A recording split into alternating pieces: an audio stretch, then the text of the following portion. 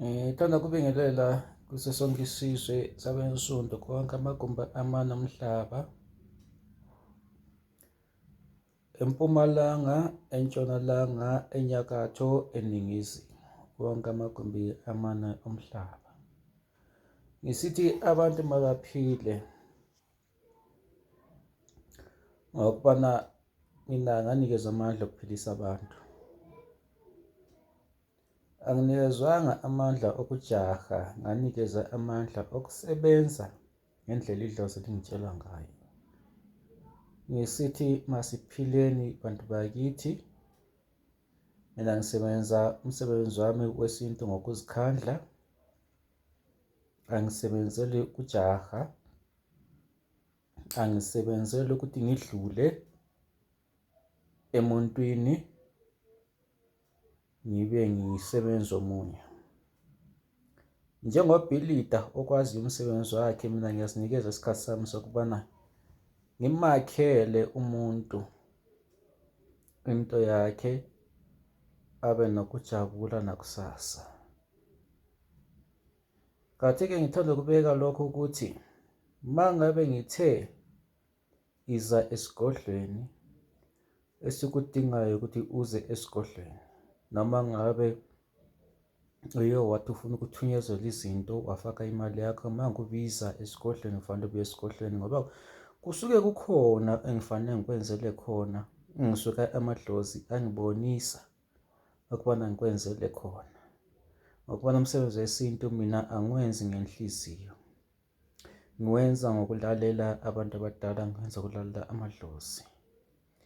Ngisithi masiphileni konke amagumbi omane omhlaba.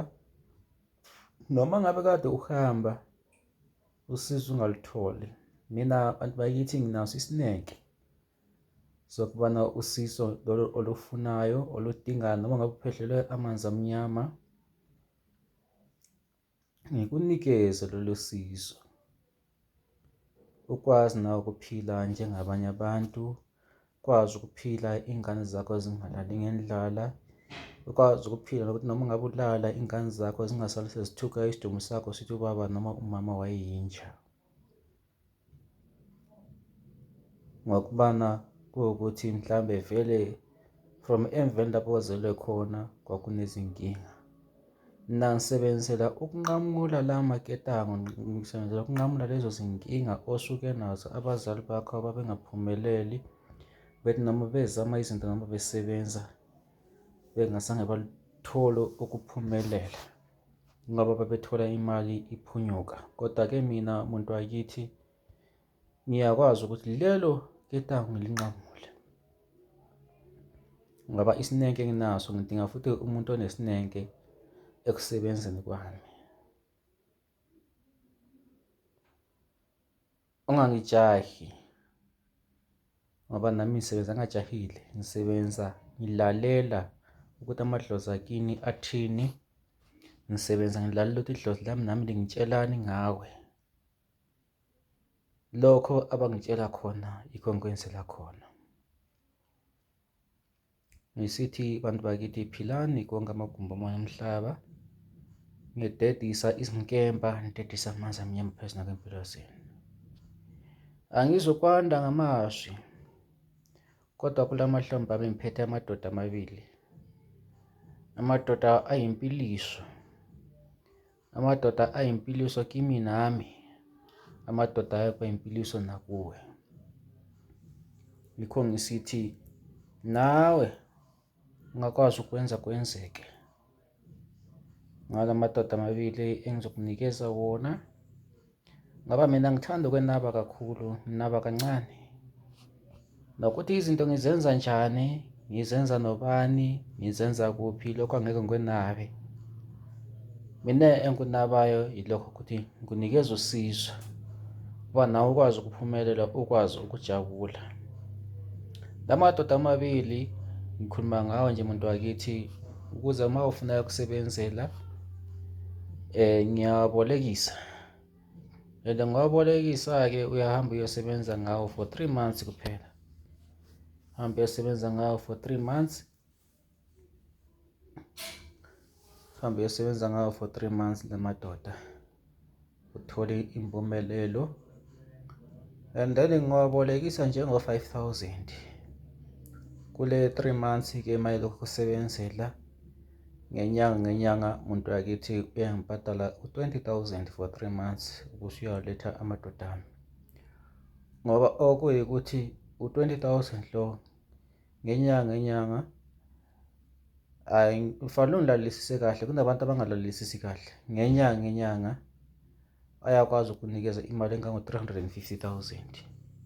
Wena ngibhadala 20,000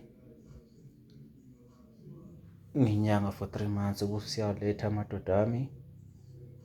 Mangabe mhlambe ufuna ukwa-renew, ufuna ukuthatha futhi, yileso sikhathi-ke esesikunikeza wona permanent, ahambe ayohlala nawe. Yingakho-ke nangamadoda uyawathola-ke ngokwaqhasha ngo-5,000, uyaqhasha ngo-5,000 ahambe ayokwenza lokho okufunayo. Akuso wakho ngawami, akuso wakho ngawami. Omunye umuntu ngamboleka induku yami yokuboleka iloni, wahamba nayo wanyamalala. Ingoba wayebonile ukubana imnikeza impumelelo, kodwa manje lapha khona yakwazi isibuko sami siyambonisa. Impilo yakhe isimile, sezengesaba nokuthi angicontact, kodwa engidinga ukuthi angicontact alethe induku yami. Ingakho uma ufuna amadoda uyangithola ku-083 20 ngiyiphinde inamba 083 20 strictly by appointment, ngoba ngihlezi ngibhizi, imisebenzi yabantu miningi. Abantu bakithi ngithi philani konke amagumbi omhlaba niphumelele. Bese ngibeka olunye udaba nje oluncanyana.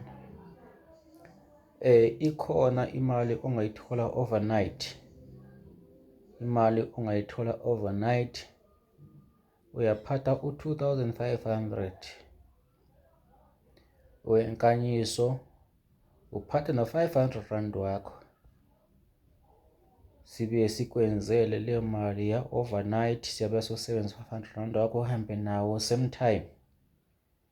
Kodwa-ke kukhona esizokutshela khona ukuthi leyo mali khona lapha kufanele uhambe uyoyilalisa khona ukuze leyo mali ya-overnight uyithole. Ngoba uma sisebenza imali ya-overnight nathi asilali, silala sisebenza ukubana leyo mali ya-overnight uyithole. Ungambuze efonini, ngifuna umuntu wambuza angathi uya-investigate. Umuntu oyifunayo uyaphatha u-2.5, aphathe no-500 rand wakhe, abuye nawo angifonele ku-083 20 954. Ngisithi abantu mabaphile konke amagumbi omane omhlaba. Angisoze nginabe kakhulu, sibonge ngisithi abantu mabaphile. Abantu embabiza esigodlweni ngiyaphinda bathumela imali zabo, befuna ukuthunyezela izinto. Bakhona abantu embabizile esigodlweni. Akukhathalekile ukuthi ukuphi nendawo ekudeni, uyagibela ibhasi noma uyagibela ibhanoyi, ufike ngizokulungisela lokho engitshela idlozi ukubana ngikulungisele khona. Ngiyabonga abantu bakithi engidlozi khulu lokhulumayo, inyanga ezithobayo, ezehlisayo komncane nomdala, ezehlisayo kubani nakubani, engenakho ukudelela ngokubana ephatha umuthi, kodwa-ke ezehlisa ngokubana esintwini safundiswa ukuzehlisa. Ngisithi manithobe maniphile. Abagulayo abaleleyo esibhedlela ngisithi mabasinde. uNkulunkulu namadlozi akwenu nakwethu anigcine anilondoloze.